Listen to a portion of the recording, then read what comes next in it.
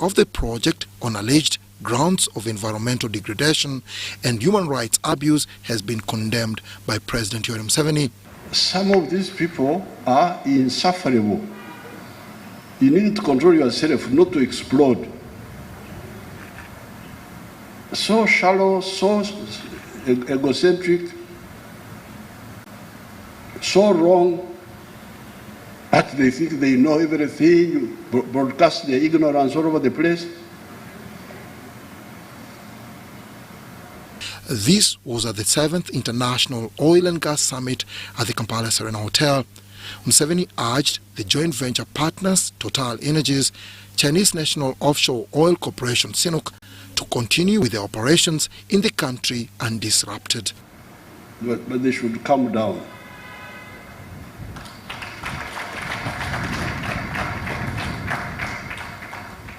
Because this is a wrong battleground for them. We don't take kindly to arrogance. That's why we spent so many years sorting out issues with arrogant people. So the plan will be implemented according to schedule.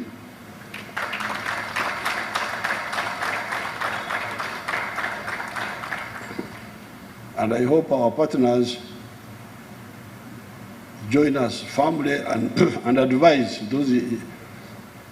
When you go to this parliament, these are just young girls. Member of parliament, you know.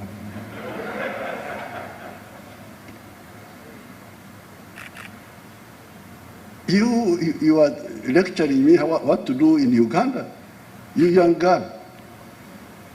I met them, those young girls, when I went there.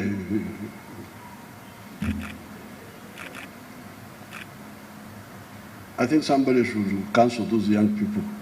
Ruth Nankabirwa, the Minister of Energy and Mineral Development, also gave the oil and gas project a clean bill of health. We are not going to retract. We are not going to withdraw. We are moving forward, having appreciated where we've come from, where we are. We quite very well know where we are going. So the expectation from the oil and gas exploration and development includes revenue generation, employment, industrialization, infrastructure development, among others. And to me, this is what I call the departure point for Uganda. That as a country, we are committed to principles of transparency and accountability. The other principle that continues to govern us as set in the oil and gas policy is protection of the environment and conservation of biodiversity. So we are taken aback when we see a global effort to try and paint this industry as non-compliant. Uganda's oil and gas industry has transitioned from the exploration and appraisal to the development stage. On the 1st of February 2022, the project received a green light from the developers with the signing of the final investment decision. Dennis Igoa for UBC News in Kampala.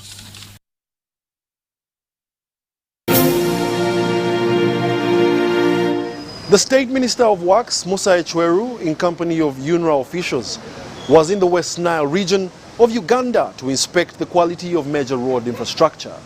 The roads Karuma Pakwach, Nebi, Goli, Zombo to Vura that he has visited also connect Uganda to South Sudan and the Democratic Republic of Congo and are also deemed key in boosting regional trade and security in northwest region of Uganda.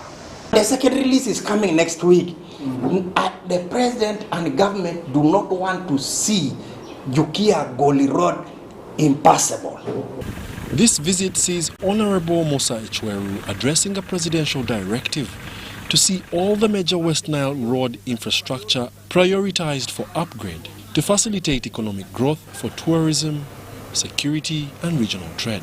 I am happy to find that in Pakwach they are putting culverts very, very fast, and they have assured me by the end of this week, even if it rains again like it is likely to rain heavily, it will not affect the movement of people like it did. These are temporal relief culverts, awaiting now the box culverts that will be put there by the contractor and the UPDF who have been given to do Olwio-Pakwach Road. These roads include Olwio-Pakwach Road, Pakwach-Para Road, Pakwach-Nebi Road, Nebi, Goli Road and Goli-Paida-Vura Road. Olwio-Pakwach Road, which is 62.5 kilometers, is the gateway of West Nile region, connecting Uganda to the Democratic Republic of Congo and South Sudan through Karuma. However, being key to regional trade, it has outlived its design life, requiring reconstruction worth 177.4 billion shillings. They started on the 1st of July 2022, and we expect them to finish it within 2 years, so that on the 30th of June 2024, this road will be handed over to government so that it can be commissioned. The scope of the work entails enlarging the road from its current 9 meters to 10 meters, while catering for some areas in the towns that join into it. Of recent, Tanga River has been busting its banks, affecting traffic on this road and the construction plans. We embarked on the Nebi Goli Road, which leads into the Democratic Republic of Congo through the Goli one-stop border post. The bad state of the road has been cited for hampering economic activity, especially during rainy seasons. They were supposed to pass on the road. The road is just not just okay. They are getting too much problem on the way. They have put it now like a border whatever road. Up to there, then they cross down there. Here, cars and borders. Last time they almost knocked one of our kids here. In the last 2 weeks, because of the heavy rains, we've had so many trucks spending days, even weeks along these 14 kilometers, just from Nebi to the border. And we actually seek that the government should have an immediate intervention into this issue. Now, this little link must be sorted out, and we are going to discuss it very intensively so that we can see if this team that is doing between Pakwach to Nebi can also be allowed to extend. Throughout the visit, local leaders have been enlightened on what opportunities are available to address some looming road infrastructure challenges in their constituencies. Where we have stood, these are some of the dark spots where lorries overturn and people have lost their lives. I'm happy that today we have unearthed things that we used not to know, because we heard of Duka, meaning that there are some projects for roads within urban settings, which we had not known. The Honorable State Minister pledged full support of government while interacting with the local leaders of Pakwach, Nebi and Zombo districts. He received reports on the state of road infrastructure in their communities, but warned them not to plunge the public's resources in corruption. Uganda's niche in agriculture regionally is at risk as the country grapples with harsh weather conditions and unpredictable weather patterns. The worrying trend calls for change of tact, with the Ministry of Agriculture urging farmers to embrace innovative approaches such as irrigation to enhance food supply and tackle food inflation. Over-reliance on rain-fed agriculture is the main impediment for food security in Uganda, argues Frank Tumwebaze, the Minister of Agriculture. You're going to see more investment in irrigation in the coming years than before. Perhaps before there wasn't much need because the rains were adequate, we were having overproduction. So we are now going to invest more in irrigation. Although most regions of the country are at the moment experiencing heavy rainfall, the unpredictability of the weather patterns risks commercial and subsistence farmers' investments. But given the world trends, given the demand for more food and food, when you see food inflation increasing in every continent, it's a message that do more farming, open more land where it exists, put more fertilizer to produce more. It's on this backdrop that the Uganda Breweries Limited, in partnership with Operation Wealth Creation and the National Agricultural Research Organization NARO, organized a one-day farmer symposium themed agriculture as an enabler to the Buy Uganda, Build Uganda agenda. If you're on your 1 acre, you can produce more for the same space, for the same effort, then the profitability improves.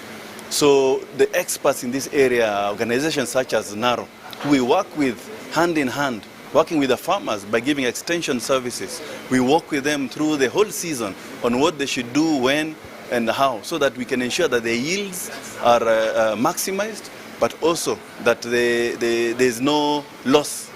Sourcing of raw materials from within the country for the brewery and other agro-based industries was emphasized by stakeholders in attendance. However, concerns of high cost of farm inputs, lack of government policies that favor commercial farming, and unreliable extension services, among others, were raised. So we need affordable financing, easy and direct, financing, not this one where you bring even your grandmother land title to transact a business.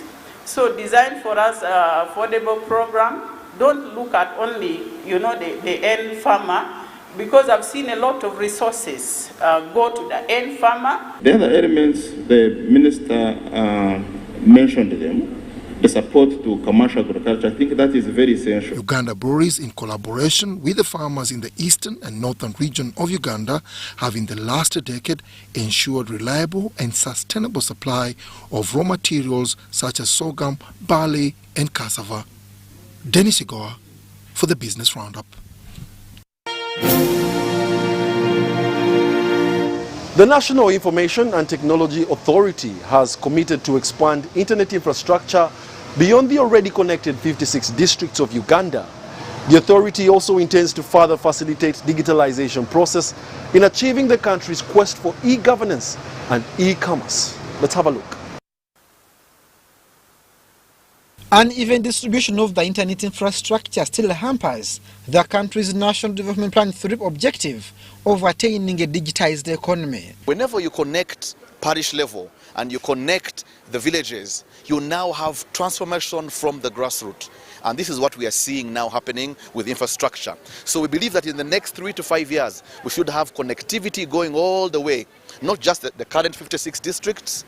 The National Information and Technology Authority acknowledges that local software developers are challenged with high cost of internet, which is poorly distributed. Beginning to see many local solutions that are also hosted by NITA, and NITA is the platform for these local providers to host and serve the country. So we're seeing more efficiency, more cost savings by the government, and we believe that now where we are going to a place where we want to deliver government services through online.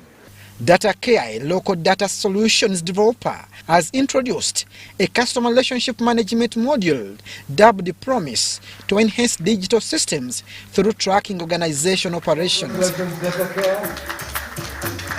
makes it special is it is normally user-led.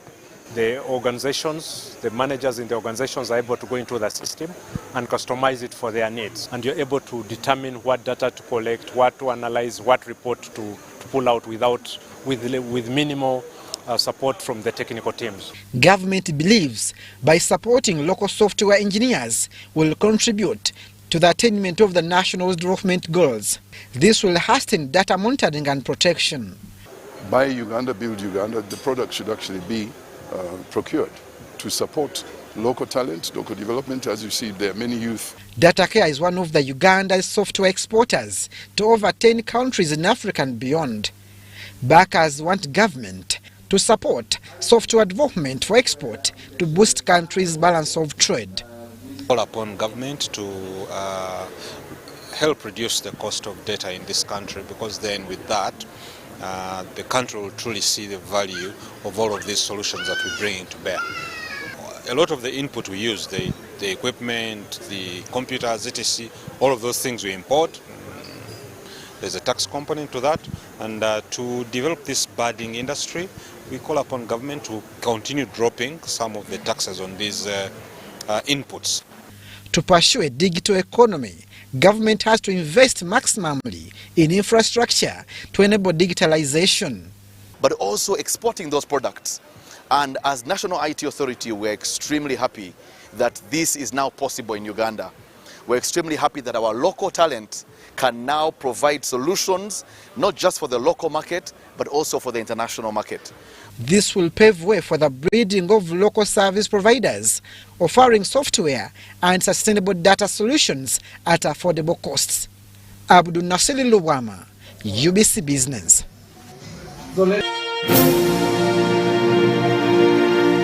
The National Bureau of Standards has commissioned its regional laboratory in Mbale City.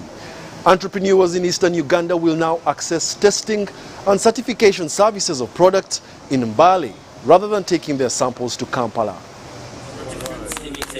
This is the second regional food safety laboratory launched by the Uganda Bureau of Standards in the recent months.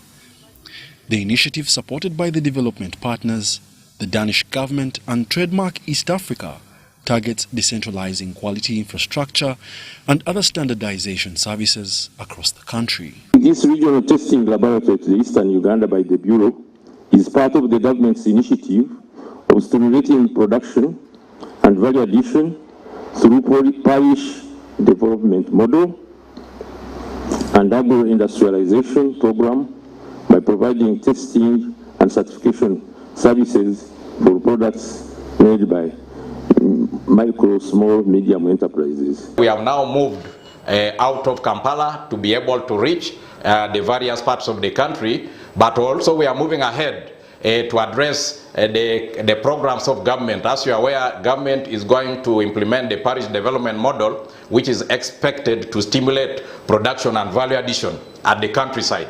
So you cannot go into production and value addition if the quality of your products cannot be guaranteed. Therefore, you cannot get access to the market. Regional laboratories help in providing conformity assessment and quality assurance of products, and thus enhance competition among businesses that are involved in production, processing and value addition. Customers are increasingly asking for quality and for something that works. So this is the domestic market. Of course, for the export market, it's crucial. If Uganda wants to export, and that is the way the economy will grow really, to get foreign currency to actually start, then there have to be a trustworthy quality assurance system, which is this testing amongst other things, so that the consumers in other countries believe that these are good products. In trade, if you are to do trade, whether local or international, standards are the first thing you look at. You ask yourself, is it durable? Is it safe? Can I trust this product? So quality and standards institutions like UNBS give the customers, the buyers, the confidence that they are buying something that is safe, that is durable, that can be trusted. So our role as Trademark East Africa, through the support we receive from the Embassy of Denmark, is to bring that service closer to the people. The Gulu Mbale and the yet-to-be commissioned Mbarara laboratories will cost 16.8 billion shillings. UNBS is convinced that the labs will reduce the cost of doing business, improve the level of compliance to quality standards. Very importantly, that the Eastern region is nearer to our major border points, that is the Busia and Malaba borders, where actually we have access both to exports but also for imports. So the location of this laboratory in Mbale is very critical. One, it will enable UNBS to address the issues of testing and sampling of products that are imported into the country through these major entry points, because ordinarily we have been picking these samples and taking them all the way to Kampala. So that will be addressed, because now we have a laboratory which is near the border, where we can undertake quality assurance of imported products at arm's length. Wadulo Arnold, Dennis Sigoa, UBC Business.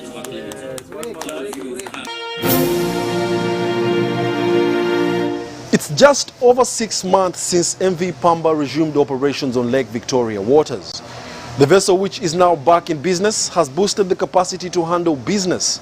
The business community, utilizing the Central Corridor, has hailed its return, but also wants more vessels introduced to the route in order to meet the increasing demand for bulk cargo transport.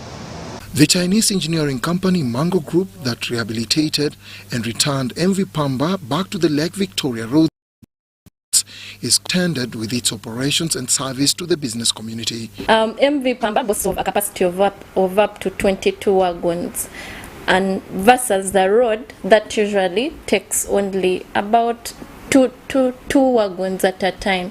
So imagine the time you need to take from Mwanza to Port Bill, on the ship. It's much better because you'll have 22 wagons in one go.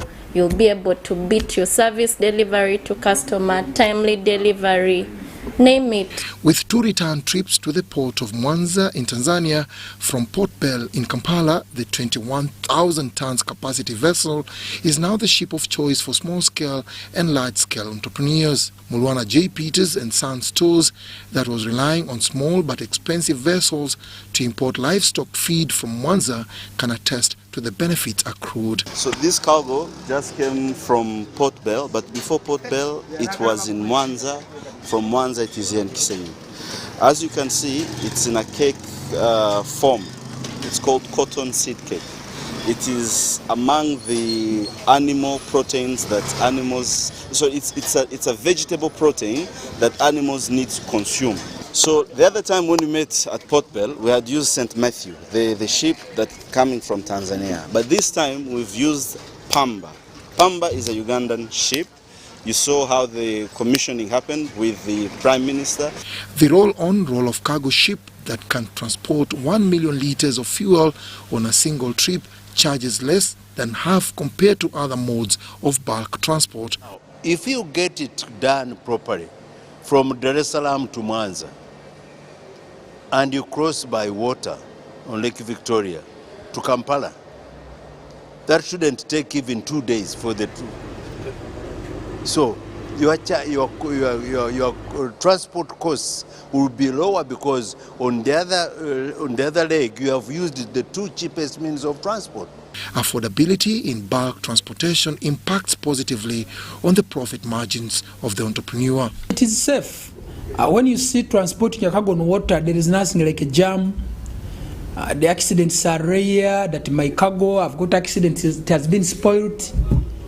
It goes the way it is intact, and even it is faster because there is nothing like a jam of Namamve, jam of Hoya, clearing on the roadblocks in different countries. Once we clear you from Port Bell, another clearance is on the point of arrival.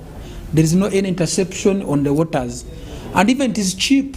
In addition to being the cheapest mode of transportation, water transport is eco-friendly and helps in increasing the lifespan of the roads and thus saving governments immense resources on road repairs. The Central Corridor Transit Transport Facilitation Agency, CCTTFA, has taken the lead in promoting the utilization of the routes multimodal transport system to Uganda's business community. We are trying to look at the procedures in the port of Dar es Salaam, customs and the port and the agencies and the rest, to see how that can be improved on so that cargo moves much faster.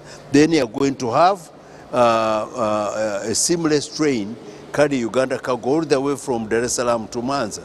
Now on the Mwanza you go on the wagon ferries.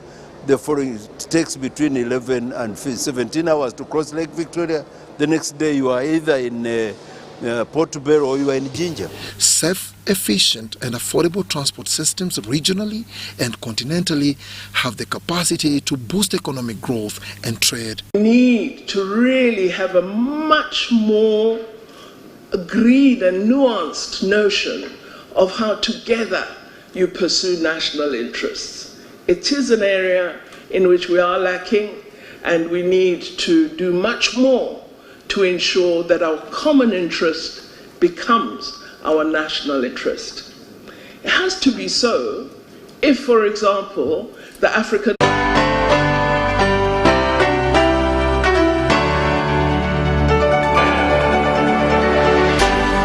UBC, inspiring Uganda.